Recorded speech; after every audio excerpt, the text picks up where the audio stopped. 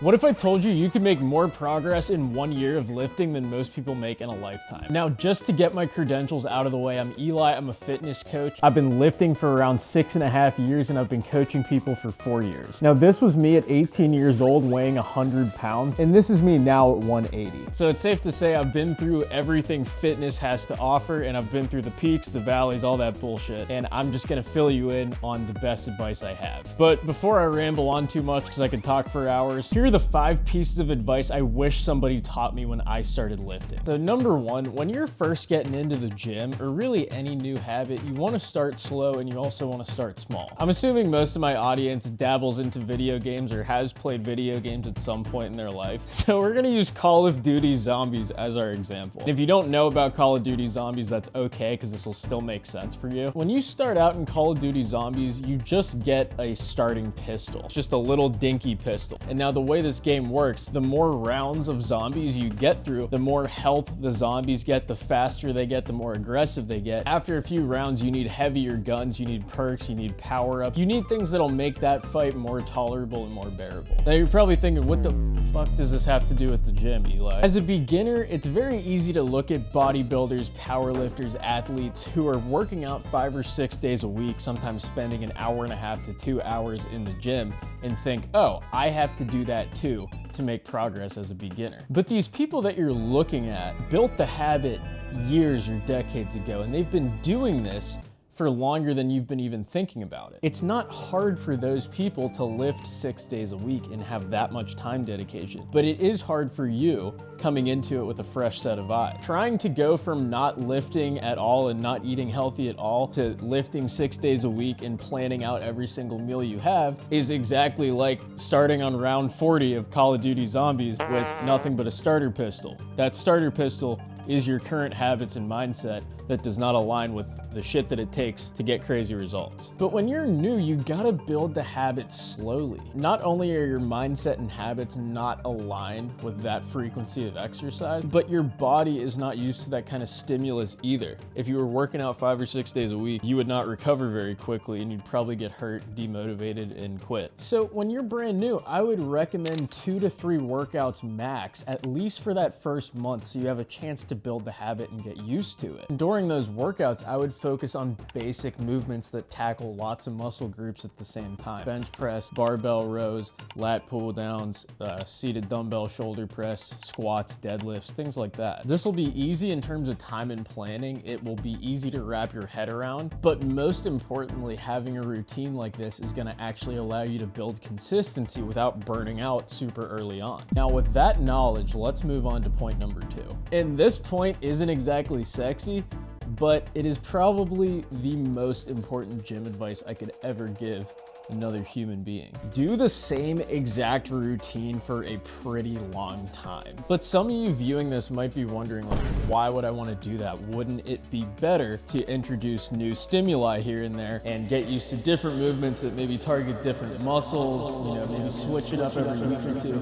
No, it's a shitty thing to do. I'm gonna give you another one of my famous analogies to understand this concept. Let's say you have 2 identical twins. Both of these twins, let's call them Bob and Joe. Bob and Joe both want to get really good at playing musical instruments. So twin number 1, Bob, practices 5 days a week for 3 hours. And in that 3-hour time frame, he's practicing 6 instruments. He's practicing the oboe, the violin, the guitar, the trombone, what other instruments? Drums and bassoon. So each of those he's practicing about a half hour each day. Now twin number 2 also practices 5 days a week, 3 hours a day, but he only plays the electric guitar. Who do you think builds a stronger skill in the long run? Twin number 1 would get sort of good at playing 6 different instruments. He wouldn't get great at any of them. Whereas twin 2 would get incredibly good at playing the electric guitar because it's literally all he's doing for 15 hours a week. So overall, twin number 2 generated a higher skill. So you want to be like twin number 2 when you're in the gym. And most people treat the gym like twin number 1 and do 5 billion different exercises. You know, random exercises, no structure, kind of just winging everything. Each exercise is a separate skill. The better you get at a skill, the more confident you get with it, the more muscle memory you build, the stronger you get with that exercise. Therefore, you get the most results from those. When your body memorizes a movement,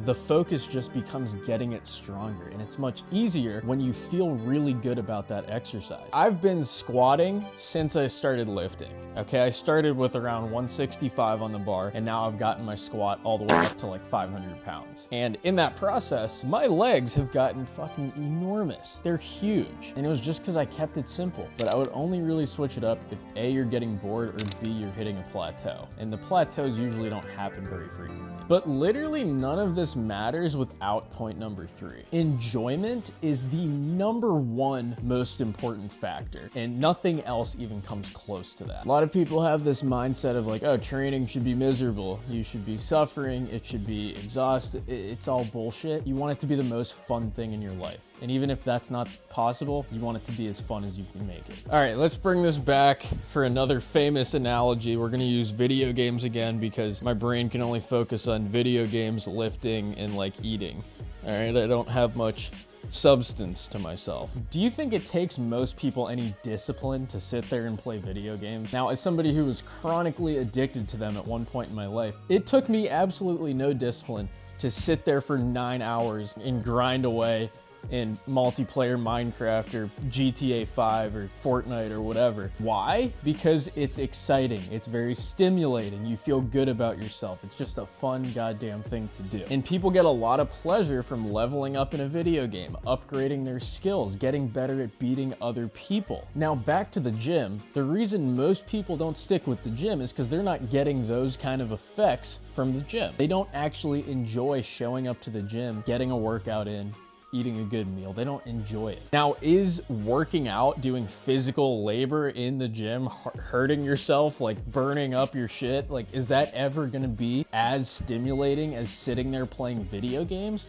No, it really isn't. They require different inputs. Video games, you just sit there, you can eat Cheetos and shit, get dust all over yourself, order a pizza, get a beer or two, whatever. With lifting, you gotta be focused, you gotta be doing hard things with your body, and it takes a lot of effort, bro. But we can make lifting extremely fun by deriving from video games and what makes video games so fun. One of the main things that makes games so fun is a clear sense of progression. So you can do that in the gym. If you stick with the same workouts like we talked about earlier and track your progress on each of those lifts, you get a clear visual of yourself leveling up in real life. It's pretty fucking cool. Number 2, exercises you enjoy doing. Just like there's certain video games you like playing more than others, just like there's certain characters you like using in video games more than others, different guns, different weapons, whatever. Pick exercises that you enjoy doing. You'll know you like an exercise if you feel it well, it gives you a good pump, and you wake up that day excited to try to progress that exercise during your workout, right? Not every exercise is gonna hit like that, but I'm sure you can find one for every muscle group that you will enjoy more than the other ones, even if they're not the most scientifically optimal. Number 3, find a fun training environment or gym partner. Everybody knows that one of the most fun things about video games is playing multiplayer. Go with your friends, or if none of your friends work out, make some friends at the gym and start working out with those guys. Not only is that environment gonna make you stronger, but you're gonna have so much more fun in that process. Now, all of these things put together will definitely get you to enjoy your training progress quickly and keep it extremely clear and simple, but none of this matters without proper preparation. And this is something I really wish I knew earlier on. And that's where point number 4 comes in. Never neglect your pre-workout preparation. You're moving heavy ass weights with your body and trying to progress your strength, which takes willpower, it takes endurance, and it takes a strong mental capacity as well. If you go into a workout underslept, underfed, dehydrated, miserable, it's gonna be a shit workout. The main thing is sleep. Okay, people drastically underestimate sleep. Sleep is the one metric you should focus on more than anything. When you're sleep deprived, literally nothing functions properly. You're thirstier, your eating habits are all out of whack, your willpower is shot, your decision making is worse. It's almost like being drunk. But worst of all, your mood is down, your your energy is down and your strength in the gym will be severely impacted. Not to mention the risk of injury is much higher due to that lack of energy. When your sleep is on point though, so is your focus. Your ability to produce strength is much higher. You feel more confident during the workout and you're actually more excited to push through that workout. The second main thing you should focus on before your workouts is hydration. Now, hydration can be a tricky animal to tackle because unlike hunger and sleep, your body doesn't seem to be as good at telling you when you need water. But with that being said, you can certainly feel dehydration during your workout. When you work out dehydrated, you're not gonna feel much activation in your muscles. You're gonna feel pretty weak and lightheaded, and your ability to push through tough working sets is gonna be very depleted as well. But when you're properly hydrated for a workout, your energy's through the roof. You get a much better pump. You feel your muscles on those movements a lot better, and you're a lot less achy and lightheaded. And the third thing you need to focus on is pre-workout nutrition. Now, if you get good sleep and you're hydrated, what you eat isn't gonna affect you as much as those two metrics, but it sure as hell helps. See, most beginners ignore their meal timing, which I think is a huge mistake, right? Because most people aren't going to the gym completely starved, like they're not going hungry. Carbs are the main fuel source for your body, and they're definitely the macro responsible for giving you a solid workout. And just like with dehydration and sleep, lack of carb intake is gonna really have a damper on your strength. I would aim to have a meal with like 50 to 70 carbs that's very easily digestible, probably like 45 minutes to an hour before you work out. For example, like rice cakes with honey, yogurt with banana and honey. But when you combine these things, you get 8 hours of sleep, you hydrate properly, and eat a good meal before you work out, you can pretty much guarantee that you're gonna have a good workout every time. And when you're performing at your highest,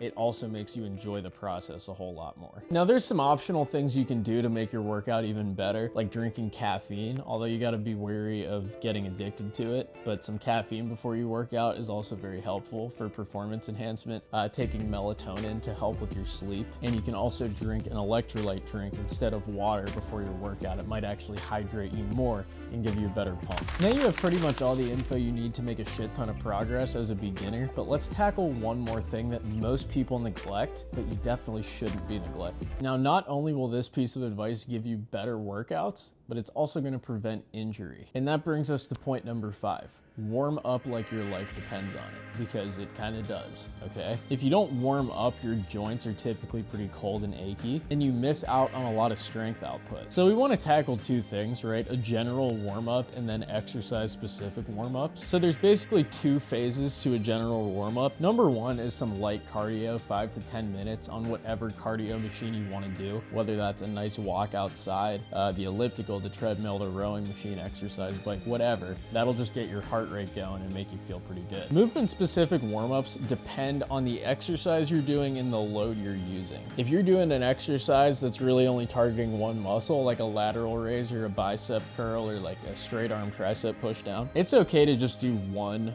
warm-up set before you get to your top set. Like one warm-up set, 10 reps at 50% of your working weight, right? But for exercises like bench press, squat, incline dumbbell press, it's more beneficial to do 2 or 3 warm-up sets before you get to your working weight because they're more demanding movements. If I was gonna squat like 405 for 5, I'd do a set of 10 with 135, I'd probably do a set of 6 with 225, and then a set of 3 with 315. So those two things will get you very warmed up for doing specific movements, and it'll make you perform a lot better. But let's also talk about specific joint warm-ups. Now, specific joint warm-ups are beneficial when it comes to training something that gives you aches, pains, or problems. Sometimes when I squat, I get some lower back pain, so I do an extensive lower back warm-up. Or some people, when they're bench pressing, their shoulders tend to get achy, so they can do an extensive shoulder warm-up. Now, the 3 main areas you really want to warm up are lower back, hips, and shoulders, because those are typically people's problem areas. So for lower back, the first exercise I would do is 2 sets of 10 with dead bugs, where you're laying flat on the ground with your legs at a 90-degree angle. As your right arm comes back, your left leg comes down, and then you switch the orientation. I would do 2 sets of deep